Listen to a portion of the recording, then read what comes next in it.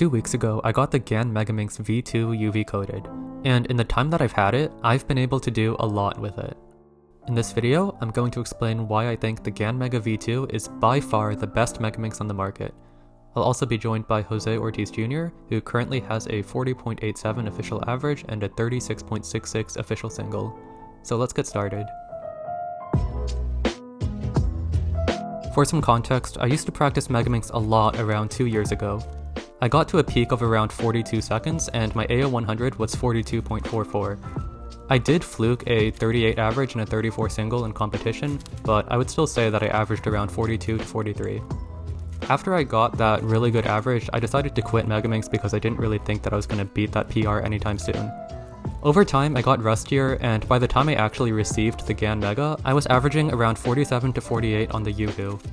My first solves on the GAN Mega were around 50 to 55 seconds, but once I got used to the size and the turning feel, I was able to get back to averaging around 47 to 48, which I expected.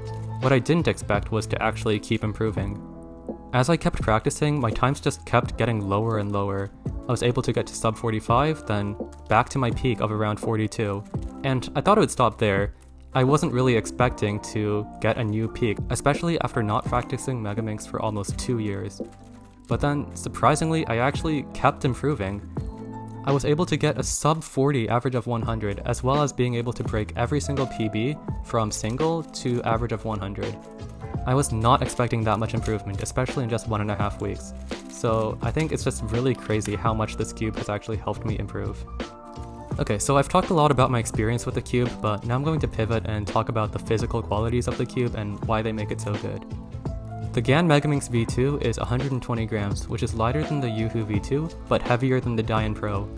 I found this weight to be really nice, as it's a little bit more comfortable to hold than the Yoo-hoo, but it also feels like a solid, high-quality cube. The size is also really nice. It's smaller than the Yoo-hoo, which a lot of people find too big, and I think it's just overall very comfortable to solve on. While the GAN Mega doesn't have defined ridges like the Yoo-hoo does, it has small indents on each of the corners, and I found that they actually help a lot with grip. I haven't had any issues with missing turns or anything like that. And despite how unnoticeable the indents look, they're super useful and I think they're the perfect size. They're big enough to help with turning and grip, but small enough to not really be noticeable, giving the cube a very clean look. The turning feel of the cube is extremely smooth. I lubed mine with Nebula, Galaxy, Martian, and Lunar, and I found that combination works super well to make the cube smooth, fast, and controllable. One thing that I really like about the turning of the cube is that it feels consistent. Every turn feels like it takes the same amount of force, and the friction of a layer while turning it stays more or less constant. In contrast, one issue I had with the GAN Mega was that the turning felt inconsistent. Some turns would take more force than others, and the friction throughout a single turn felt kind of choppy and irregular. And no matter how I tried to set it up, it still had that issue. The GAN doesn't have this problem, and the turning feels perfect. Lastly, let's talk about the magnets. The GAN Mega has standard corner edge magnets as well as a ball core. The overall magnetic strength is great, and I'm able to get extremely good turning without having to worry about being super accurate. Overall, this cube is an instant main. I honestly have zero complaints about its performance, which is super rare because there's normally something I can find that I don't like about a cube.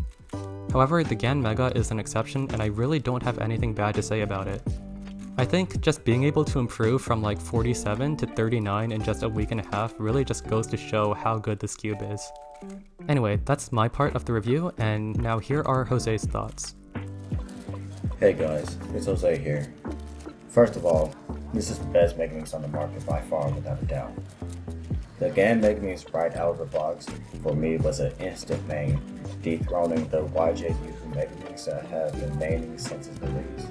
It has revolutionary features that the MoUWRL Megaminx had, but they failed miserably, while GAN did excellent.